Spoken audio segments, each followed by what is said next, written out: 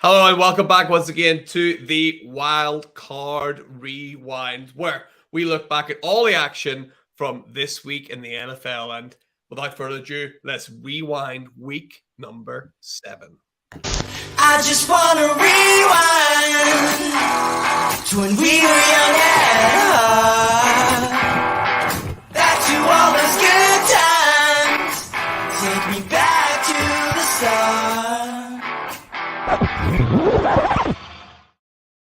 Oh yes, there it is. And again, we're all doing that dance. So we have to get that video out there at some stage. Maybe if we can get 20 retweets on the tweet we send out, Paul. Maybe we can send out a little behind the scenes video of what we do while the intro music's playing. What do you think? Mate, I said this to Hannah last week because you said it on one of your shows. You were like, Yeah. you can see it. I can't see it. Literally, when you play it, I just see the video, but you can see it all. And I just thought I was just dancing away on my own. And apparently, you could see the truth behind the camera. You know. Yeah, there are eyes everywhere, Paul. So you can't escape. But yeah, if we can get a nice little 20 retweets on the tweet, either with the live version of this or the original tweet going out. Let's see how many we can get, and then maybe a sneaky behind the scenes video will be coming your way. And guys, if you're watching, you may have noticed that we don't have Hannah with us, unfortunately, this week. She's busy. She's moving house, so hopefully that's all going well. So it's just myself, Mags at Hot Seat Mags, find me over there, and Paul at Paul_Pickin. We're here talking week 7 of the NFL and all the predictions we made from last week. And Paul, how you doing, mate? Good to see you again. I missed you last week. How's things? Yeah, it's all good, mate. I'm now. I don't want to bore people, but now a dog man. We have a puppy in the house, so I get even less sleep now. You know. But yeah, it's nice to have you back. Missed you last week, and I'm hoping next week we'll have the trio back together. We've all had a lot going on. Hannah's moving house, and you've been on holiday, and I've been working. So hopefully next week we'll have the trio back together. But yeah, let's do this. Yeah, absolutely love it. So let's go into our predictions then from last week, and let's start with Hannah, who's not here. You know, she had 2 games from last week. That was the Browns against the Ravens. She predicted that the Ravens would get a win, which was correct, and she also predicted that Nick Chubb would have the most rushing yards out of any player, and that was also correct. He had 91 rushing yards. We'll not dive too deep into that game just yet. We'll start with the Falcons and the Bengals, which she also predicted. And guess what? She thought the Bengals would win. That was correct. And she thought Jamar Chase would get over 75.5 receiving yards, and he did. Hannah absolutely smashed it. 4 out of 4. Wow, what a great start. Well done, Hannah. I know you're listening. So excellent work. 4 out of 4. Can't get better than that. And let's start with that Falcons and Ravens. I'll start with the Falcons and Ravens games because they weren't playing. We'll start with the Falcons against the Bengals, though. Paul, what do you think of that game? The Bengals ended up winning 35-17.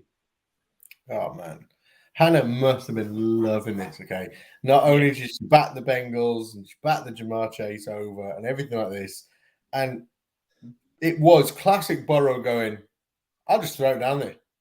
I'll just throw it down there and he'll catch it." And that's all he did the whole time. And it was just when them two are on it, I honestly don't think there's a better QB wide receiver duo in the NFL.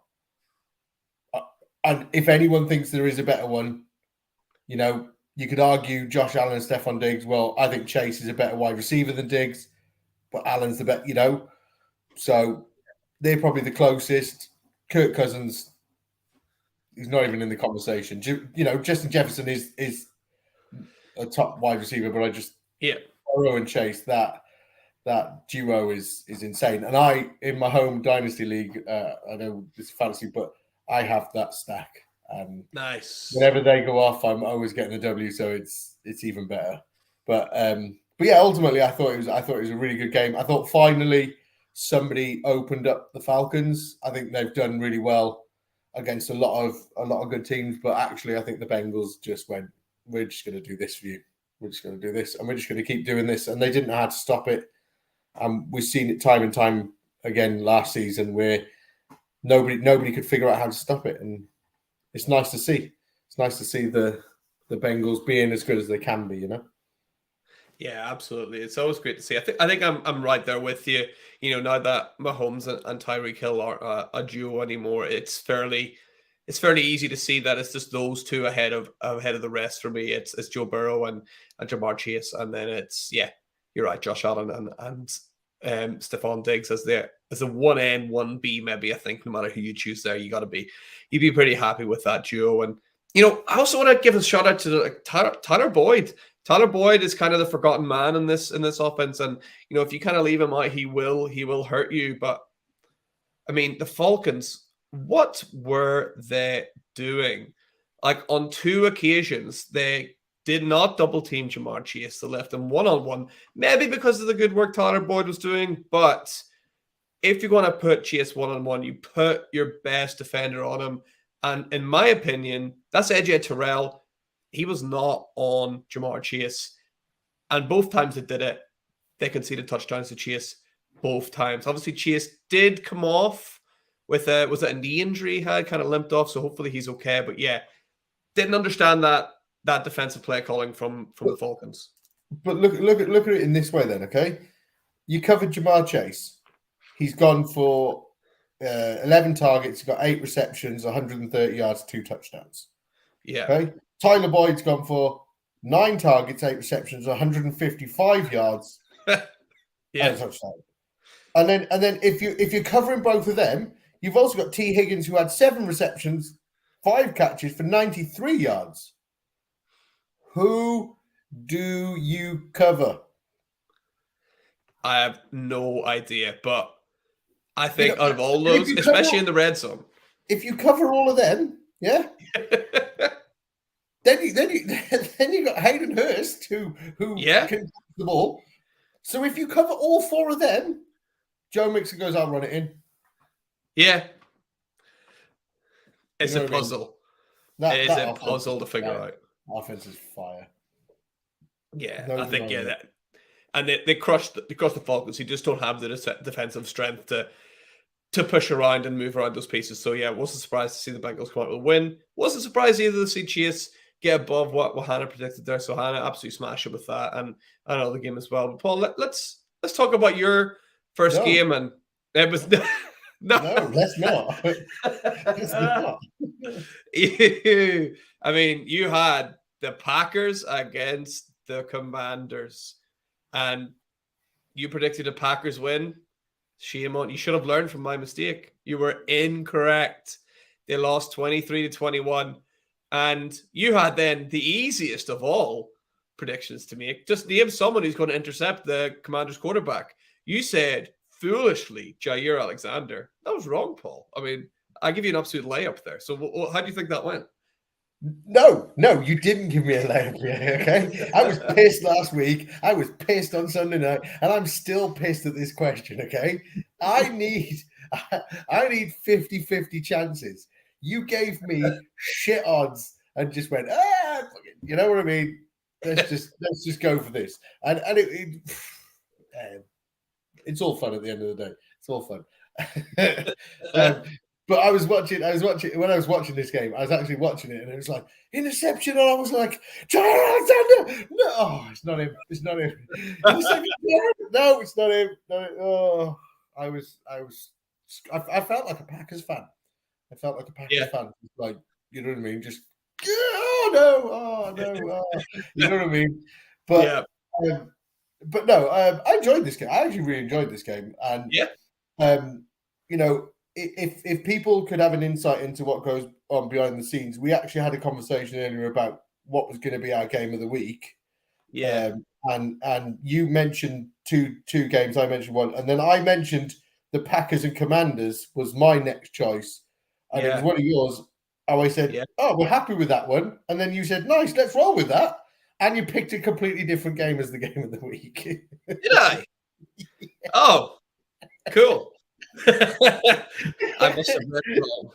So not only do you come to the wildcard predictions with shithousery towards me, you also tell me what the game of the week's going to be, and then change it on the show sheet to whatever you want it to be. I love it. Yeah. I mean, but no. Let's let's talk about this game, okay? What is going on at Green Bay? What Dunno. is going on at Green Bay? Is it Aaron Rodgers? Does Yes. he not want to be there? Yes. He wanted to leave. He got offered a big Yes. amount of money. He stayed. Yes. You know, is it Matt LaFleur? Yes. Is it, you know what I mean? Is it the fact that they wear cheese on their head? Yeah, 100%. What is going on with the Packers? Like, you know what I mean? They lost to the Giants. They were ahead of the Giants in London, and they lost to the Giants. Yeah. And that was a shock. Everyone was shocked. Okay, I was shocked. I was like, you know, the Giants come from behind. They've won this. Then they played the Jets, and I thought, right, okay, this is the bounce back week, and the Jets beat them. Mhm. Not only did they beat them, they demolished them. And then I thought, oh right, it's the Commanders. Okay, the Commanders are awful. The Commanders are not great. Okay, the Commanders couldn't organize a piss of a brewery. Okay, and then they went and got the W against the Packers. Now, Crazy. if I was a Packers fan, I'd really be worried. Really be worried. And you know, we could sit here and go, "Oh, is it Aaron Rodgers missing his safety blanket and Devontae Adams because he had that and everything like that?" But Aaron Jones stepped up and made some really big plays. Huge. And I was just there like, so he's got somebody that's making the plays and he's got this, and I'm just like, something's not clicking. And the only way I can describe it is like in the Premiership, like it happened at Villa last week. Steven Gerrard lost the dressing room. Yeah. They sacked Steven Gerrard, and their first game in 7 minutes we're 2-0 up. And all of a sudden, the team are knocking the ball about. And I'm starting to think now, has Matt LaFleur lost his dressing room? And everyone's just going, do you know what, mate? Sod you. Don't want to play for you. Don't know. What do you think, Max? What do you think? Yeah, I mean, we could talk about this game all we like, and like the Packers defense looked pretty good. Tyler Heineke might be better than Carson Wentz is one of the things I come out of that with. Like, Terry McLaurin finally looked like he was going to do something. But Paul, my main takeaway from this game, right? I've not heard anyone say it, but I'm going to say it. It's week 7. It's been enough time. Everyone's talking about it, but no one said these words out loud, so I'm going to say them. Aaron Rodgers, he's washed, bro. He's done. He's finished. That's it. It's week 7. I'm calling it. Aaron Rodgers, game over. Oh, I love it. I love it. I can't see it. I can't argue with you. I can't argue with you. He is one of the biggest flops this year. He's not done anything to help that team. He really hasn't. No, and you're right. You could argue about the wide receivers that he has or has not, but he does not have the worst set of wide receivers in the league. No. And he should be good enough to overcome that and do better with the weapons that he's got. I agree. Definitely. Yeah. And the worst thing about all this is he'll probably still win MVP a game because that's what the NFL do. Just give it to Aaron Rodgers every year. They robbed Patrick Mahomes 2 years ago. They robbed Cooper Kupp last year. So he'll probably still win MVP this year anyway. Yeah. And then all the Green Bay Packer Homer fans will be like, oh, he definitely deserved it because he's amazing. No, bro. No. No, this is the Aaron Rodgers. This is the Aaron Rodgers hater club right here. I'm like president now. I'm vice president. Let's go. Yeah. But let's move on to your first game, Max. You had the Chiefs versus the 49ers. Yep. How lucky were you? You predicted a Chiefs win. Yeah, great. You got that right. Yes. 44 I did. to 23. And you also predicted Debo under 100.5 all-purpose yards. Yes. And you got that correct as well. God, I hate you. And he had 42. So, Mags, what did you like this game? Did you enjoy the game? What's going on? I mean, this game cheered me up after, my flight was cancelled yesterday from Seville it was cancelled from Gatwick back to Edinburgh and had to stay overnight in London. Had another long trip. I only got home today. I was meant to get home yesterday, but I downloaded the 40-minute Game in 40. I watched it on the plane, and you know what? That kind of it raised my mood because the Chiefs are very, very, very good. I mean, just what a pleasure to watch. And this was like a strange game. This game was kind of very close until it wasn't, and all of a sudden the Chiefs just ran away with it. It was very close. 14 minutes left of the entire game. It was close, and then all of a sudden it was over, and it was just like bam, bam, bam. And people always talk about Kyle Shanahan, like, wow, this guy's a genius. This guy's got this amazing play caller. He's got all these creative ideas, but he's not Andy Reid, though, is he? He's not Andy Reid. He's not that good. Right? He's not that good. People kind of forget just how good Andy Reid is. Kyle Shanahan's like the new sauce, right? But Andy Reid is like classic Coke, right? He doesn't go out of season. It's just he's still better than anyone else. So you got to love the way the Chiefs handled this game. And if I was a 49ers fan, I wouldn't be too disheartened as well. Like, they still look pretty good. Jimmy Garoppolo still looked like a pretty good, quarterback. George Kittle finally started booming up this kind of game and had a really good game, but it just wasn't quite enough. I mean, Andy Reid is so good at play caller that he managed to get McCole Hardman to score 3 touchdowns. Are you kidding me? That guy sucks. And he still scored 3 touchdowns just because of the way it was designed. The blocking was perfect. All Hardman had to do is don't drop the ball, don't run out of bounds by accident, which he does do quite a lot. But he didn't in this game. He managed to score 3 touchdowns. The one thing I will say, the one negative I've got from this Chiefs game, from a Chiefs fan perspective, Sky Moore is now officially in my doghouse. He's had too many chances. It's not looking good. I'm no longer excited about him. I am cautious. He's in the doghouse. He kind of deserves to be. And this is all Evan Brown's fault. I don't know if you know if he's listening, but this is all Evan Brown's fault. He decided at the start of the year that he was all about the Moore. So you can blame Evan Brown at Evolution. Tweet him. Tell him it's all his fault. Any kind of Sky, DJ, Rondale, Elijah Moore problems. It's all your fault, Evan. Sorry. Paul, what do you think of the game? Okay, so I don't want to say this, but unfortunately, the Chiefs actually do look really good. They look like they're starting to click, and they look like they're going to be a tough team to beat. To be honest, you know what I mean. They were close against. Did they lose to the Bills? They lost to the Bills, didn't they? A few weeks back. I mean, yeah, that was always going to be last play wins. But what I mean is they were close to beating the Bills. Like, you know what I mean? And yeah, and I tell you what, if they keep going the way that they're going, I think that championship game, the Chiefs Bills is going to be a fiery one. We're all looking forward to that in the playoffs, aren't we? You know what I mean? I think it's a shame that cannot be the Super Bowl ever, right? That's a bit of a shame. Well, you got to let the little people come in sometimes, don't you?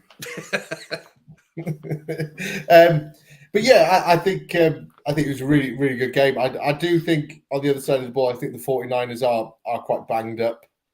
I think they are struggling. I completely disagree with what you're saying about Jimmy G. I think he's dog shit. Really? I don't like him. I've never liked him. He's vanilla. Yeah, he's very vanilla, and he doesn't. Do you know where he'd fit in? He'd fit in a Cliff Kingsbury style offense, okay? Because it's literally that, and there is never any change. It is that we will turn up, we will do that. He seems like the perfect QB for that kind of offense, okay? Yeah, you're not this, could be doing anything. Trey Lance kind of QB. I think Jimmy G's not great. But the Chiefs had a phenomenal run of play, didn't they? Where they had 7 plays in a row, so 7 possessions, where they actually scored. Was it 2 touchdowns, a missed field goal, and then 4 touchdowns? Yeah. Now that is incredible. That you can't knock it. That's what I was saying. It was close until it wasn't, and it was like, oh wow, we're at 20, and all of a sudden you got Chad Henne playing. I was like, oh, what's happened?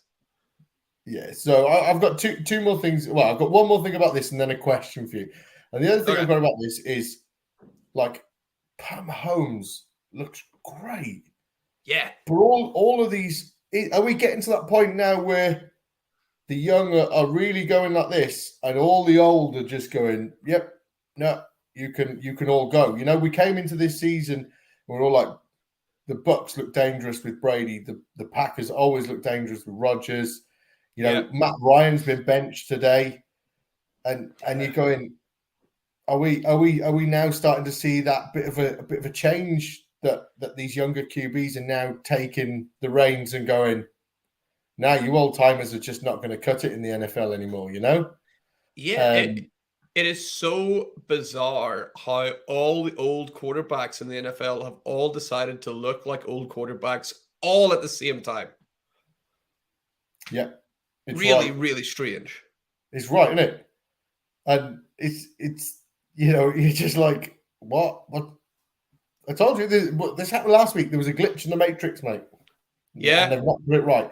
My other thing is, I just got a quick question for you. Yep. The CMC trade. What did you make of that? What did you make of that?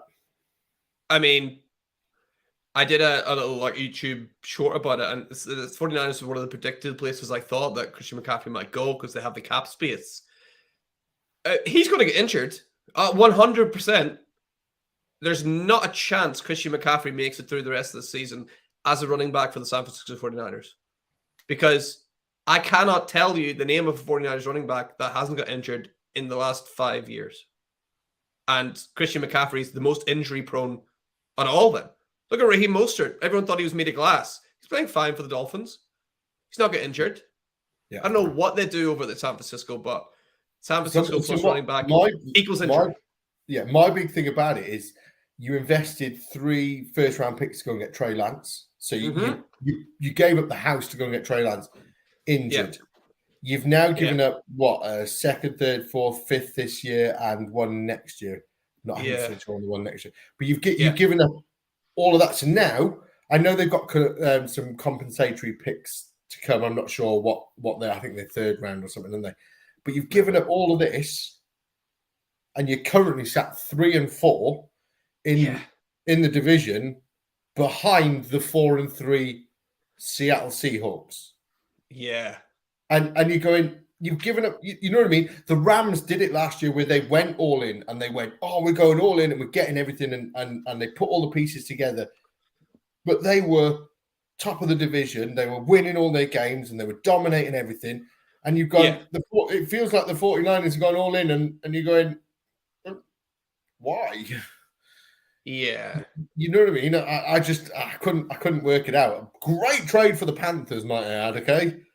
Yeah, I agree. The Panthers have got a lot of picks for somebody who is 26-year-old running back and injury prone, but there could be a bit of trouble for Kyle Shanahan there if he does not pull this off. Then him and I mean, this could be one of the cases where it's not only Shanahan, the whole head office could get the sack for this, like because they have really gone all in. They've invested so much in Trey Lance, who injury aside has looked crap anyway. And by the time he comes back, he won't have played a full season of football in 5 years. And now Christian McCaffrey, I mean, odd to go all in using a running back whenever your main quarterback is injured. Christian, I don't know what's going on, but they need to sort it out, or a lot of people are going to lose their jobs, probably quite rightly. And you mentioned the Seahawks there, who are ahead of them. They were your next game, Paul, the Seahawks against the Chargers, and you predicted the Chargers were going to win. The Seahawks, they got it done, 37-23. And you predicted Austin Eckler would have more rushing yards than receiving yards. He had 31 rushing yards. He had 96 receiving yards. Paul, 0 correct again. Do you have to say again? Do you have to say again? You know what I mean? That it hurt, but when you went again, that hurt even more. And you put a law on the show sheet as well. I did put law on the show sheet. You're right. That was really nice. So I've what you'll see with the next predictions is I've kind of just wrote anything and gone, let's hope these work, okay? Because I'm not good at this. My theory for having Eckler as having more rushing yards was on the basis that Keenan Allen was coming back and Mike Williams was going to be there, and all of a sudden they were going to have their full team there. And I thought, yeah, he's only going to use Austin Eckler as a run, but no, apparently not. Apparently, Justin Herbert has other ideas. But here's one. So you've come out with your spicy take, but I'm going to come out with mine now. Ooh. I'm starting to think the Chargers are a flop this year. Yeah. Okay. And I can't decide which team at the moment I think is the bigger flop. And I've got 4 teams, and these are the Chargers, the Raiders, the Broncos, or the Colts.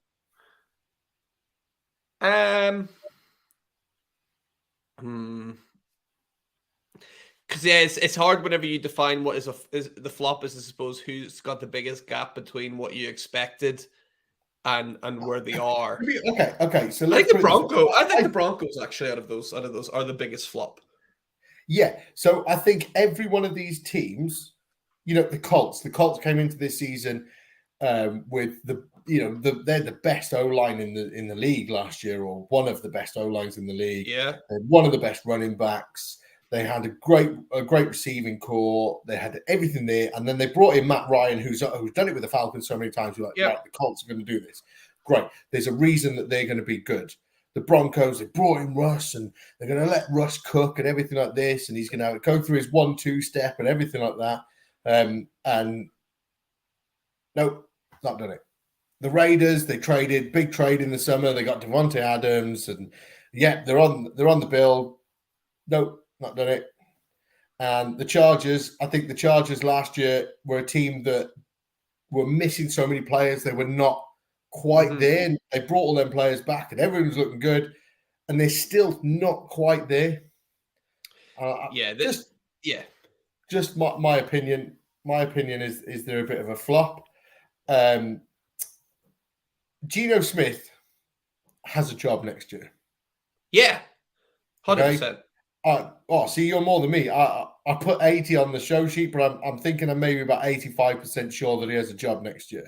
He has to. He's playing too well. Yeah, he is. Kenneth Walker has decided to show us why the Seahawks went in early and drafted him, and everyone doubted him, and he just went, no, I got this. Watch me run. Okay, I'm actually a really good football player. Yeah, I don't know why anyone doubted him. And the people who doubted him, it's like, did you see any of the tape of him in college? Like, he is superb. So I didn't doubt him at the start of the season. I had my doubts when the fact that he couldn't beat Rashad Penny out to have that starting role. And Rashad Penny is a former first-round pick as well, though. Rashad Penny's no slouch. Yeah, but he's never done it. He's never been that out-and-out RB1 in a team. And all of a sudden, he was the one that was doing it. And, don't get me wrong, Kenneth Walker has got his opportunity through an injury to Rashad Penny. Yeah. But Penny ain't beating him for that job ever again. I don't think Penny will be at the Seahawks next year, but if he is, Walker's the one. Walker's 1A. End of discussion. This is Chris Carson all over again, right? The same thing happened to Rashad Penny with Chris Carson, and it's happening again. Penny got injured. Carson comes in, takes the job. Yeah. But what do you think of these games? Even though I've had a lot of your opinions anyway. Yeah. Yeah. I mean, like, I'm always glad and sad to see the Chargers lose, because obviously divisional rival to the Chiefs. But I do love me some Justin Herbert, and I'm feeling sorry for him. The guy's obviously hurt, right? He needs a rest, and they're not giving it to him. How many times? Yeah, I think you put it in your notes as well. Like, how many times is this guy gonna say he's got hurt ribs or this or that? Maybe he needs a rest. Maybe he needs a break and fully heal up and get back to normal. And yeah, I've got the same kind of things as you, mate. Like, Geno Smith is playing really, really well. Kenneth Walker's playing really, really well. And the only other thing I had that I thought was quite funny was Asante Samu, I want to say his name is, made the interception for the Chargers, was dancing up and down. And it's like, mate, they have got instant replay, right? You clearly did not intercept that. You must know that hit the ground. But he was up, like, doing his dance, doing his celebration. And then, of course, it was overruled because it hit the ground. Like, wait, what are you doing? Like, they have cameras. That was my last note. Yeah, but yeah, always glad to see a divisional rival lose. But yeah, the Chargers have got a bit of work to do here before, you're right, people start calling them a flop. And yeah, a lot of work to do. Hopefully Herbert can recover. But the Seahawks, they go marching on. They're playing well. They're top of our division. Below them in the division are the 49. Well, it's the Rams, the 49ers, and the Cardinals. You know what I mean? I've just remembered something. After 7 games, yeah, we genuinely, and I think I've just remembered what you've remembered. Yeah, didn't you put the Seahawks as one of our 101s next year? Was it me? I put it, wasn't it? Yeah, of course it was you. That's what I remembered. After 7 games, they're on top of the division. Yeah, great. Yeah. Great. Yeah. Okay, Mags, your next game was the Texans versus the Raiders. Yes. You predicted the Raiders win, which you got correct, was 38-20. And Brandon Cooks under 75.5 receiving yards. You also got correct. And he got 46 yards. So, for those of you that are really good at maths, Mags got 4 right this week. Yeah, so what do you think of this game, Mags? Yeah, I mean, 4 out of 4. Let's start with that. 4 out of 4 for Hannah. 4 out of 4 for me. We'll total up Paul's in a bit and we'll see what he got. But if you've been counting along, you'll know what it is. I mean, this game wasn't the best game, to be honest. At the very start, Derek Carr kind of come off and I was like, oh, here we go. This is where the prediction goes. The Texans are going to win. Carr's going to get hurt. But then he can back on. The first thing he does is lovely threaded pass playing 2 defenders to Mac Hollins, who's having a great year, Mac Hollins. Kind of in the 20s. What is he, 29 now? He's quite experienced in the NFL, but he's finally coming good. But this game isn't about Derek Carr. It's not about Mac Hollins. This game is about Josh Jacobs. He absolutely crushed the Texans by himself. They didn't need Derek Carr at all, I don't think. I think Josh Jacobs could have played Wildcard and beat the Texans by himself because he was immense. Just absolutely destroyed them. I don't know where he's going to end up next year, but if he keeps playing like this, he's going to maybe gain a lot of money. And deservedly so, because Josh Jacobs has been a really good running back for years. The Raiders have underutilized him for years. And now, oddly, once they've decided they don't want him is when they use him the most. Don't understand that, but it's working out for Josh Jacobs. He's playing really, really well. So, yeah, hopefully he continues to improve. And a little note, Davis Mills, again, some bright sparks from Davis Mills, but he always has that one big mistake in him every single game. He needs to eliminate those to see if he can keep that job next year. But the more you look at these Texans, the more you think, nah, they're going to end up with a Bryce Young or a CJ Stroud, aren't they? They're going to have one of those high picks. And Davis Mills doesn't look like he'll be the starter next year just based on how bad this Texans team are. It's heartbreak. It's heartbreak because I think I've spoken about it on this show quite a lot where a quarterback puts the team on his shoulders. Once he puts the team on his shoulders, and I kind of feel that Davis Mills is that kind of guy. He will put the team on his shoulders and he will march them downfield and he's done everything he's got to do. And I think you're right. If they have one of these early picks and say, for example, like, Bryce Young or CJ Stroud fall to them there. Yeah. It's hard to, you'd have to come up with something special for them not to take that player there. So I think you could be right. It would be a bit awful for him, but I think the Texans actually look quite decent when I watch them play. And I kind of look at them and think, oh, this is a team that everyone's going to walk over. And I suppose they do, but yet somehow they look like they put up a fight and they never just roll over and take it, But yeah, I'll just quickly go on to Josh Jacobs. And Josh Jacobs is holding the middle finger up to the Raiders when he leaves next year.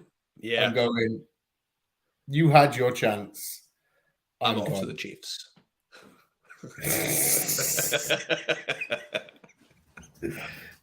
Wow.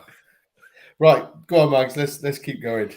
All right, let's crack on. Let's go on to our universally agreed game of the week then, will we? Which was the Browns up against the Ravens. We know that Hannah got both of those predictions right. And Yeah, this was a super, super close game between the Browns and the Ravens, and you never quite knew which way it was going to go. And it was nice to see Gus Edwards in there, back from his big injury, and it was nice to see David Njoku as well playing really well. And a couple of things here and there. It's like, oh, it was nice to see this. Nice to see Devin Duvernay. It was nice to see Jacoby Brissett looking like the little engine that could for a little while. But the thing that won this game for me was Patrick Queen and the Ravens defense. They were absolutely epic. Do you know that Lamar Jackson only threw 9 complete passes that entire game? That is unheard of. Yeah. So that defense did amazing well. They had 5 sacks, 3 forced fumbles, 2 fumble recoveries. I mean, Brissett and Nick Chubb tried as they might. They just couldn't quite get it done against that Ravens defense. You have to take all the credit in stopping the Browns. And yeah, this Ravens team is for real. I think this Browns team, I think they're going to be really hard to stop once Deshaun Watson comes back, because Jacoby Brissett isn't great and they're looking pretty good as a unit with him. So whenever Deshaun Watson comes in there, that's going to be really, really interesting with people like, Amari Cooper, who's looking pretty good, with people like Donovan Peoples-Jones, who's a sneaky good wide receiver. And who knows who they'll add in the draft going up. I reckon they might target some wide receivers for their new quarterback. And the only other comment I had in this game, apart from, how much of a good watch it was, we spoke about Cade York in week 1 and his heroics. This is another instance where Cade York has kind of blown it a bit. And it's sad, but in the NFL, you only have so many lives as a kicker, and he's running out of lives, sadly. So hopefully he'll be able to stick around, because we like him over here at the rewind. But yeah, Cade York has lost another life there. He's not got many left. What did you think of the game, Paul? I thought this was quite a strange game, to be honest. It was like you said, it was very, very defense orientated in a sense. Yeah. Mark Andrews got 1 catch for 4 yards. No, 1 carry for 4 yards. He didn't even have a catch. And you're like, this, what? Yeah. They didn't need to. Their D showed up and just went, don't worry, guys. Let's treat this like a bye week. You don't really have to do much. We'll get it done. And it was just, it's just insane. I was looking at some of the numbers earlier, and I was just like, wow, they were, apart from Gus Edwards, they were just not good.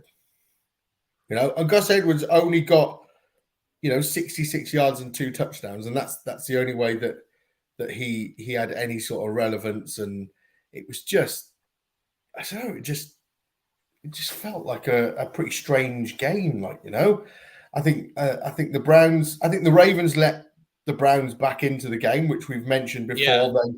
Yeah. They let the teams back in. I think Brissett is a very, very competent QB. I feel for him. Again, he's somebody that's going to lose this team in week 11 when Voldemort comes back. And like you said, this team are going to be very, very difficult to stop at that point. One thing I will say about Cade York, okay? Yeah. I feel for the kid, okay? He's a rookie. That was a 61-yard field goal attempt. Yeah. That's a big kick. That's a, I can name with this finger the only kicker that I'd want to kick that field goal. Harrison Butker. Rodrigo Blankenship. No, you know what I mean? There is only one kicker in the NFL that a 61-yard field goal. There is one kicker in the NFL that you want kicking that. And he was on the sideline. Yeah. He was watching him. And I kind of hope he went up to him and went, good attempt, mate. Good effort. Yeah. It's a taking part that counts, Aye, sure. I own a Pizza Hut. Let me know when they get rid of you, and we'll get you in for a job interview, But yeah, exactly. but no, it was like I said, it was a strange game. I think I can't sit here and say anything about Patrick Queen, who what you haven't said. He was phenomenal in this game. He was an unreal player. My brother is a Ravens fan, and like they were chatting in a chat, just basically going like, Patrick Queen is unreal, unreal player. But yeah, they scrapped it out and they got the W. And fair play to the Ravens. Are they top of the division now? Top of the division? I'd say I'm going to guess yes. I think so. Without looking. They're usually top up there, aren't they? They usually do pretty well. So let's say let's put them there. They're top of the Wildcard Rewind division. How about that? We'll do that. Wow. So that are you going to put them above Hannah's team? Oh man, yeah. She's not here. Yeah, she's not here. It's fine. It's 40 minutes in. She's probably stopped listening by now as well. It's all right. And that brings us on to. I mean, Paul, you're going to wish she'd stop listening anyway, because that brings us on to the prediction scoreboard, where this week I got 4 out of 4. I'm on 21 in total. Hannah, she got all of hers right as well. She's 21 in total as well. And Paul, I mean, you've muted yourself. You almost glitched out for good reason. You got 0 this week. You've got, I mean, of all the numbers to be stuck on, 13 in total. So 13 is my lucky number. Well, you might be staying there for a while. Obviously then, Paul, myself and Hannah, we did all we could to win the money, but I'm guessing we didn't win anything this week. No. Well, maybe next week. We'll see. We'll move on to our you know who's to blame. Yeah, we'll move on to our hit rewind. That was our best moments, the hit rewind moments from this week's action, where we went, and had to look at it again. And Paul, let's start with you. I knew exactly what you were going to pick here. I almost give it away there. Pick here with your agenda against a certain person. So tell us, what was your hit rewind moment of the week? So I made a comment about a player on a podcast, and I've never lived this comment down. And you all think I've got some kind of vendetta against this guy, but it was so nice to see this hit. Okay. And this is, excuse the pronunciation of his name, but I believe it's Chidobe Awuzie. Awuzie or Awuzie, maybe. Awuzie, I don't know. Okay. It's a very, very difficult name, and it's probably not a name we're going to hear many times. But he hit Kyle Pitts so hard. Kyle Pitts' kids felt that. And they're not even born yet. They went, he is. I think I actually see the soul come out of his body for a split second. Do you know what I mean? You know, like he does in, is it the Avengers Endgame when he split his soul? That's how hard he hit him. He split Kyle Pitts' soul in two. I know they got the touchdown after, but that doesn't matter. Yeah. That was a moment of rewind.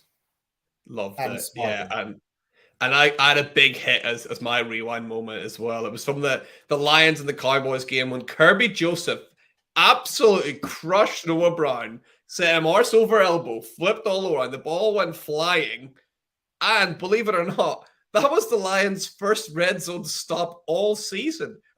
What a way to do it. Absolutely spectacular. Thankfully, everyone ended up safe. No one landed badly on their head, because that was an awesome moment. And one of those things where you're like, that's going to be in the highlight reel for the NFL yearly recap best plays. That's going to be in the top 100 best plays for sure. So absolutely love that. And that's our hit rewind moments. Hopefully you guys enjoyed them. And if you're listening, why not in the Twitter comments? Why don't you leave a comment of your hit rewind moment? Let's see if we left it out or not. Can I just say, I felt really sorry for Noah Brown. Mm-hmm. You know what I mean? There was literally, like, he obviously lost the ball and it was a fumble recovery, wasn't it? Yeah. And I felt so sorry for him, because it was like there was nothing he could do. He was like, he got flipped 360, like, you know what I mean? Yeah.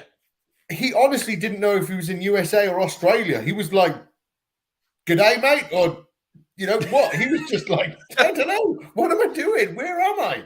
I felt really bad for him. It was a great hit, but I felt quite sorry for Noah Brown. It was just he didn't know where he was. Bless him. No, I didn't know where he was. That's great. Wow, right. Let's go on to topic number 4, which is the rapid recap. It's the best of the rest, and we talked about it. That Lions Cowboys game, the Cowboys came on top 24-6, and I mean the thing I want to talk about the most here is I think that is the nicest combination of uniforms in the NFL. That's the nicest aesthetically pleasing game to look at in terms of the colors and the uniforms. I just love it. What do you agree with that, or do you have better combinations?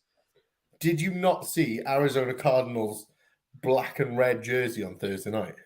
That was pretty nice too. Yeah. But I mean, whenever the two teams play, there's those two teams playing against each other. I like the like offsetting Black of the and colors. red and white and gold. Come on, man. That was pretty good too, Paul. I got to give you that. And it's like the Lions, one of our favorite teams over here, but they just can't get it done. And I feel like Lions fumbling the ball in the goal line, that kind of sums them up at the minute, right? They're so close yet so far. They end up getting crushed a little bit here by the Cowboys, but yeah.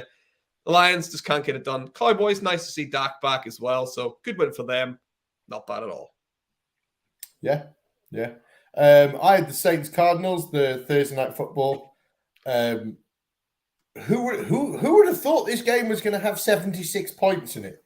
You know what I mean? Who thought the Cardinals Saints was going to have 76 points and Andy Dalton was going to go off? You know what I mean? Yeah. But the big talking points of this game were the 2 pick sixes. The one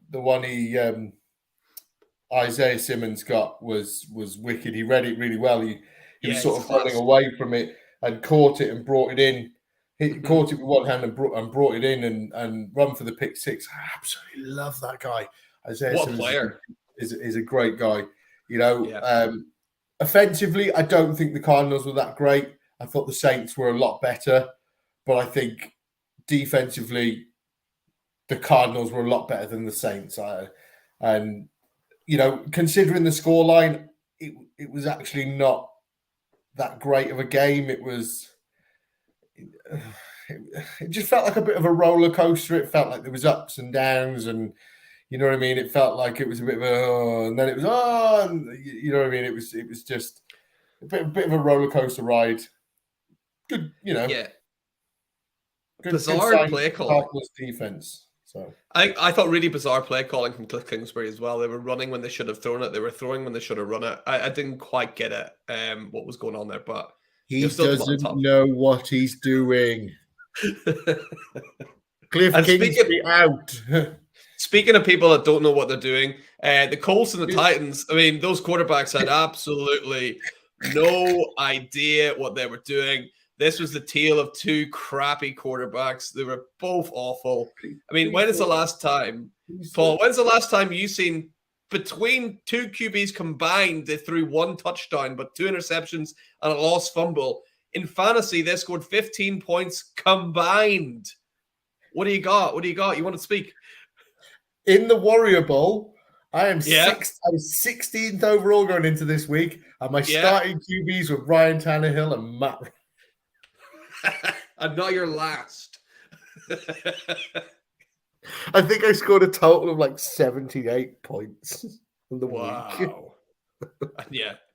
And Ryan Tannehill got you 2 of those probably, right? What an absolute joke. And then they try to get Malik Willis involved. He fumbles it anyway. So it's like, cool. Man, that was awful. That was an awful moment. I was just like, what? It was like, who's fumbled this? And I was like, it's Malik Willis. And it was, mate. You just rubbish game. The Titans won, though. So good for them. And Paul, you had the Giants against the Jags. What do you think of that one? Oh, mate, Giants-Jags. This was a brilliant game.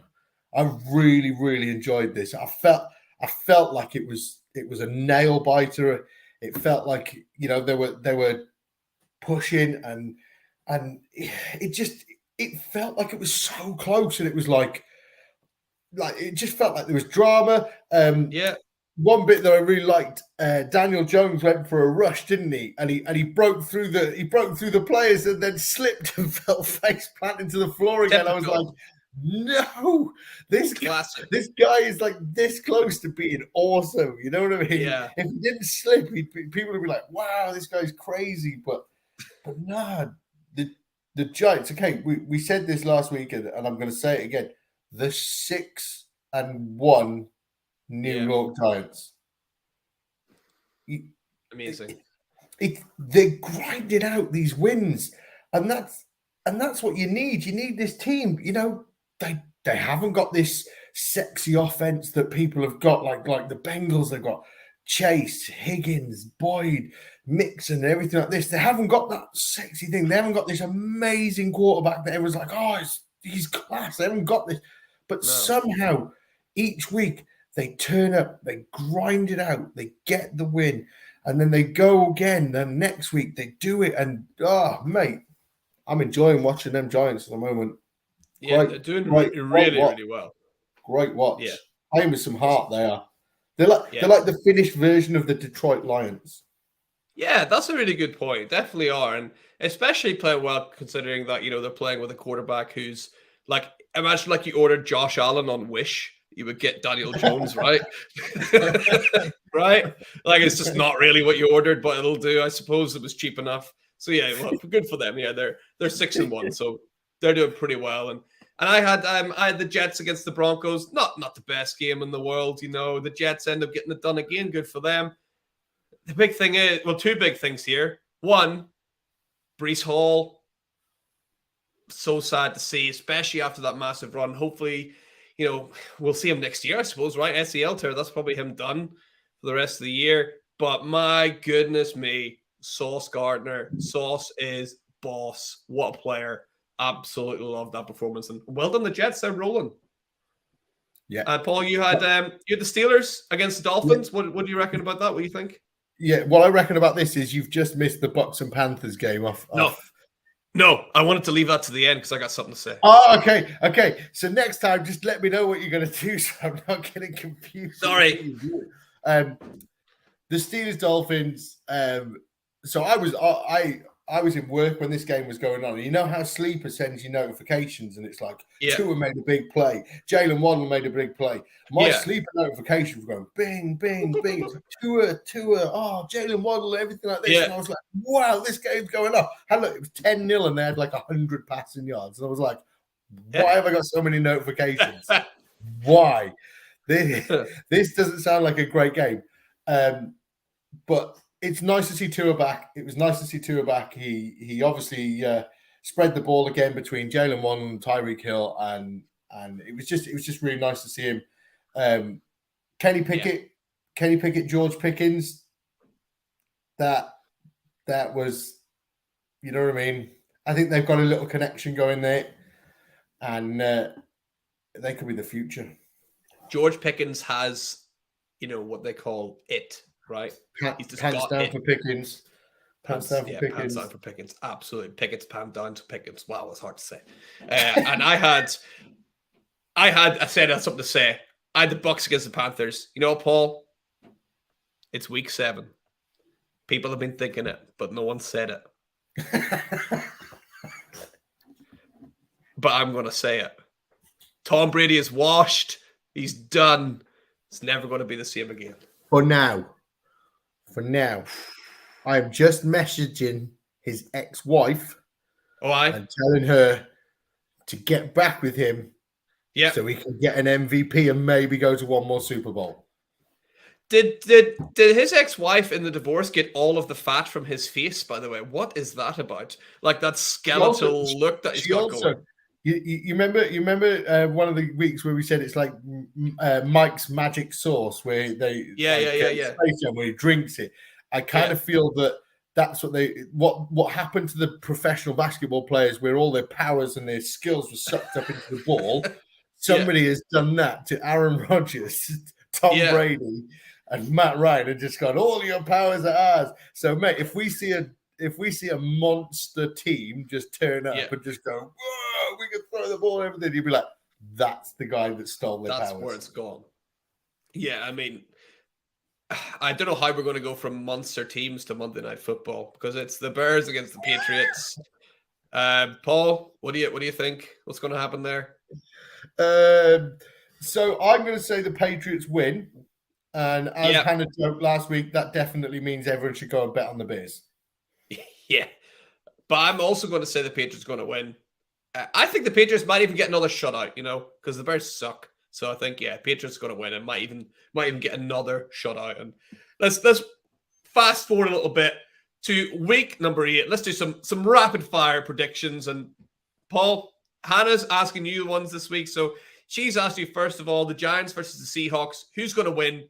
And will Daniel Jones get over or under half a touchdown? So will he score a touchdown, yes or no? So I'm so glad that Hannah's predicting for me this week, and not you, because you. I should say sorry. Rushing touchdown. I should have mentioned. Yeah. You come at me with shithousery, so I'm glad it's Hannah. But I'm going to say a Giants win, and they're going to go to 7-1. I know, right? And I'm going to go for a Jones cheeky little sneak in. So I'm going to go for the over 0.5 rushing touchdowns. And Mags, your game is the Patriots versus the Jets. Oh, it's going to be a good game, isn't it? Who wins? And does Jacoby Myers get over or under 68.5 receiving yards? I think the Patriots will actually sneak this one out. The Jets have been scoring very lowly. I think the Patriots defense will do enough to kind of keep it even lower than that and sneak out a win. But I do think Jacoby Myers will get the under 68.5 because, as I said earlier, Sauce is boss. He'll lock him up. There'll be no problems there. I think Sauce Gardner is an absolute legend, so he might lock Myers up. But I think that the Patriots will get it done on the ground probably and beat the Jets there. And my one for Hannah was the Steelers against the Eagles. What a game that should be. Hannah thinks that the Eagles are going to win that one. And I said, does George Pickens continue his hot streak and score a touchdown? She says, yeah, he's going to get another touchdown. So that'll be good to see. And I wouldn't bet against him either at the minute. And Paul, Hannah's asked you. She got the Titans against the Texans. Yeehaw. Who's going to win? And is Derrick Henry going to get over or under 120.5 rushing yards? So after seeing what Josh Jacobs can do to the Texans, I'm going to say that the Titans win. And Derrick Henry has the over, and he's gonna scorch the earth. Nice. I think the Texans will win that game, just for the record. I think the Texans get it done there. So not only do you give me shit picks, you're now trying to go, oh, I think the Texans are gonna win here. Well, they probably will, okay? Because I picked the Titans. Why do you get all the great games? You know this was a good one. Jets, and your next game is Packers versus the Bills. Who wins? And Aaron Rodgers over 225.5, over or under 225.5 passing yards.